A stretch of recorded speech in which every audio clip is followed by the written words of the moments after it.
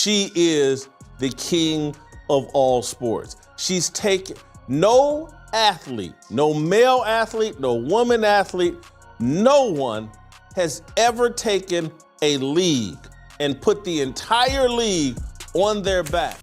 Imagine playing with individuals that treat you like you don't belong while you're carrying the league on your back.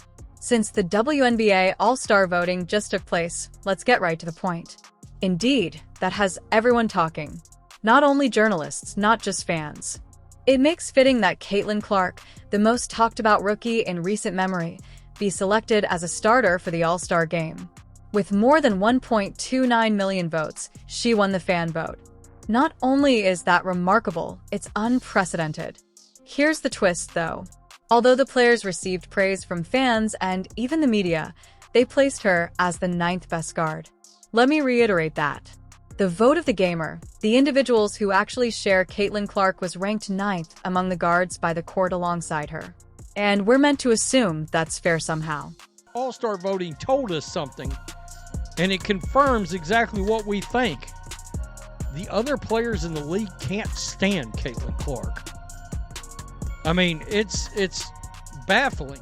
It seems as though the players are watching something entirely different from what the media and fans are watching. What is happening here, then? Is this merely a difference of viewpoint? Or is there a more profound, private event taking place behind the scenes? Let's actually dissect this now. Since day one, Caitlin Clark has been viewed through a microscope. Each and every game, she is being body-checked in the paint, double-teamed, and blitzed off screens. She has so many MVP awards on her shelf that you would assume she was a seasoned veteran of 10 years. The league protects her as if she were Steph Curry in the championship game. Do you mean to tell me that she is merely the league's 9th best guard? That doesn't add up, come on. Why do teams alter their entire defensive strategy to slow her down if she poses no threat? Why does every scouting report center on her? Why do we keep seeing videos of her face guarding 94 feet away from the hoop? The players either appreciate her game and choose not to acknowledge it, or they are allowing their emotions to interfere of sound basketball judgment. And the reason this is so annoying is that votes aren't the only thing at stake. We're discussing acknowledgement and giving credit where credit is due. Let me ask you this. If Caitlin wasn't good, why is she viewed like the biggest public enemy whenever she enters the room? Since many people were surprised by this aspect of the All-Star results, let's now discuss Paige Bueckers. This season, Paige has been amazing. She has undoubtedly had a polished, intelligent appearance, and her stats are reliable. However, Paige was ranked higher than Caitlin in the end. Paige was chosen second by fans. She was 5 by the media. She is ranked at 4 by the players. In general, she landed above Clark. This is when things become complicated. Caitlin continues to lead in the majority of significant areas when we compare the statistics. Points, assists, three-pointers, and overall floor effect. She's carrying the burden of being the league's greatest draw while doing it with a struggling Fever squad. How, then, does Paige, who is excellent but doesn't consistently draw double teams, surpass Clark in the rankings? This has nothing to do with likability. It all comes down to who is truly in control. And it's not that Paige isn't deserving of her position. However, if her performance puts her ahead of Caitlin, we must question how these rankings were made. Tell the truth. Do you believe Paige is deserving of a higher ranking than Caitlin Clark? Or is this just another instance of the league retaliating to Clark's recent attention? Now, let's proceed to the front court. And what happened to Aaliyah, everyone? Boston is equally, if not more, awful. Boston is having a terrific season in the background. Despite being effective, physically strong, and playing like a seasoned veteran who has been dominating for years, she is ranked as the 9th best frontcourt player in the WNBA by the player vote. She was ranked below have rookies. Players who have shown occasional glimpses, but fall well short of her leadership or consistency. In particular, Kiki Irifin was scored higher than Aaliyah. Kiki has been reliable, don't get me wrong, but she isn't Aaliyah Boston. This assessment simply doesn't seem fair. Simply said, it feels like bias. It appears that it's more than simply individual performance when you consider the pattern of disdain that Boston and Clark displayed. Here's the question then. Is this about sending a message to the Indiana Fever, or is it about basketball? Since it's beginning to seem. To receive half the credit, someone wearing that Fever jersey must put in twice as much effort. Alright, let's be honest. Not all player votes are based on skill. We are now beginning to see it clearly. Not always the players who are dominating on the court. Players vote for their friends, teammates, or just people they click with. Consider Kelsey Plum as an illustration. She was ranked 6th by the media, but the player was placed 16th. That is a decline of 10 spots. Now describe how Plum has been an important Sparks leader. She is effective, assertive, and makes significant contributions. However, she is ranked below guys that don't even receive weekly highlights. Next up is Natasha Cloud Media, who claims to be 8th. According to the players, she is tied for 4th. Why? Because she is liked by others.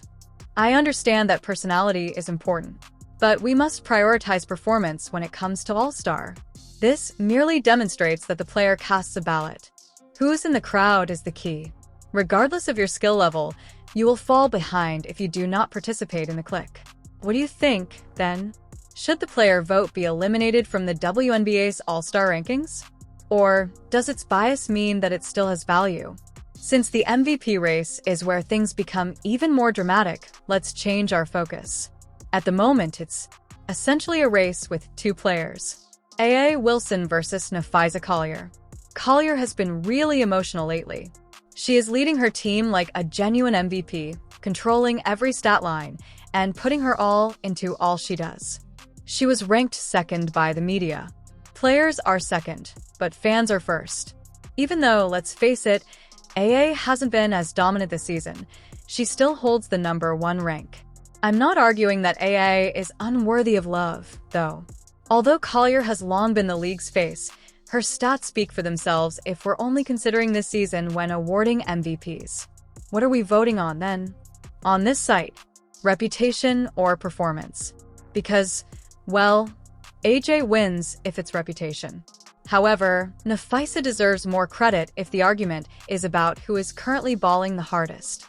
Tell me, AA or Naphaisa, who would receive the MVP vote if you had one? Because of what happened to Julie Van Loo, we must discuss her. She practically went back to the United States to report to her team, the Golden State Valkyries, after helping Belgium win a significant event. And she's waving in midair. Discovered via social media. Not the team, not her agency, and not her coach. That's crazy, Twitter.